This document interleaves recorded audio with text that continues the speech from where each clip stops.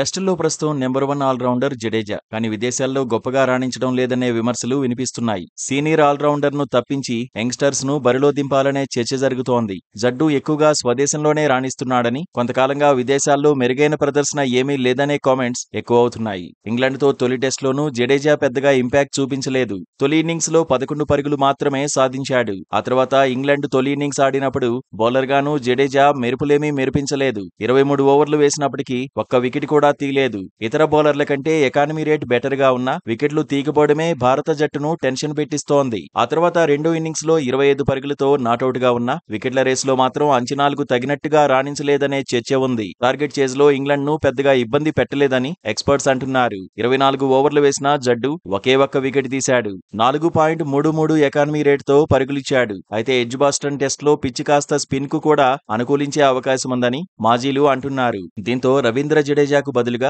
Wrist spinner Kuldeep Yadav ను ఆడించాలనే చర్చ జరుగుతోంది. రిస్క్ అప్రోచ్ ను ఎంచుకోవడమే మేలనే వాదన వినిపిస్తోంది. ఆసీస్ మాజీ క్రికెటర్ బ్రాడ్ హెడిన్ కూడా అదే మాట చెప్పాడు. జడేజా స్థానంలో కుల్దీప్ యాదవ్ ను ఆడించాలన్నాడు. లీడ్స్ లో భారత్ ఓటమికి బౌలర్ల వైఫల్యమే కారణమన్నాడు. బ్యాటింగ్ బాగుందని బౌలింగ్ మీదే దృష్టి పెట్టాల్సిన అవసరం ఉందన్నాడు. స్వదేశీ పిచ్లపైనే జడేజా ఎక్కువగా ప్రభావం చూపిస్తాడన్నాడు. ఇంగ్లాండ్ లో జడ్డు సరైన ఆప్షన్ అయితే కాదన్నాడు. సెకండ్ స్పిన్నర్ గానే బరిలోకి దింపాలన్నాడు. భారత bowling unit mind set మారాలన్నాడు.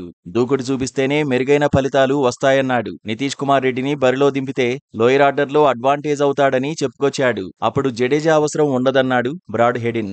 Bowling విభాగానికి సంబంధించి సరైన నిర్ణయాలు తీసుకోవాలన్నాడు. మరోవైపు రెండో టెస్టుకు బుమ్రా దూరమయ్యే అవకాశాలు ఉన్నాయి. సిరాజ్ కు తోడుగా హర్షదీప్ సింగ్ బరిలో దిగొచ్చని ప్రచారం జరుగుతోంది. ప్రసిద్ధ్ కృష్ణ బరిలో దిగుతాడా లేదంటే ఆకాష్ దీప్ ను ఆడిస్తారా అనేది కూడా ఆసక్తికరమే. ఛాన్స్ కోసం కుల్దీప్, నితీష్ ఎదురు చూస్తున్నారు. శార్దూల్కు సంబంధించి టీం మేనేజ్మెంట్ ఎలాంటి నిర్ణయం తీసుకుంటుందన్నది కూడా హాట్ టాపిక్ అవుతోంది.